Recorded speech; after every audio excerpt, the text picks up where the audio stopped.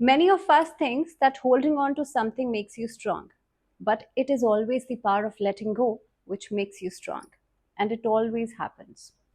हम में से बहुत सारे लोग ऐसे हैं जिन्हें लगता है कि शायद हमारी लाइफ एक स्टैग्नेंट फेज में आ गई है, ना कुछ आगे बढ़ रहा है, कुछ अच्छा नहीं हो रहा है। और आपने बहुत सारी चीज़ों का दिमाग में कियोस इकट्ठा कर रखा है। मैं ये भी कर लूँ, मैं वो भी कर लूँ, या पुरानी चीज़ों को आप छोड़ने के लिए तैयार ही नहीं है।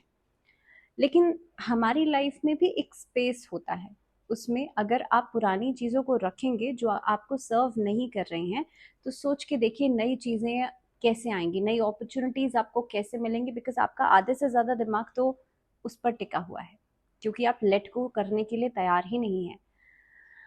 कई बार लोग सोचते हैं कि हमने बहुत सारी चीज़ों को पकड़ रखा है। ये चीज़ किसी के भी रेलेवेंस में आप समझ सकते हैं, आप रिलेशनशिप के रेलेवेंस में समझ सकते हैं, आप पैसे के रेलेवेंस में समझ सकते हैं, आप नौकरी के रेलेवेंस में समझ सकते हैं, तो किसी भी चीज़ को आप इससे जोड़ सकते हैं। बट बात सिर्फ इतनी सी है कि लेटिंग गो करना थोड़ा सा मुश्किल ज़रूर होता है, लेकिन जब तक आपको कॉन्सेप्ट समझ में आता है तो it is very easy.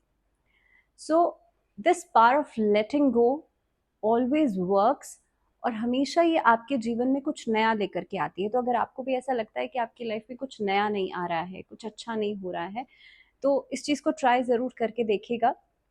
And because you are not holding on to anything, आप बेशक से सोच रहे हैं लेकिन आपके हाथ में कुछ नहीं, आपके हाथ में सिर्फ और सिर्फ अपना एफर्ट करना है, अपनी मेहनत करना है।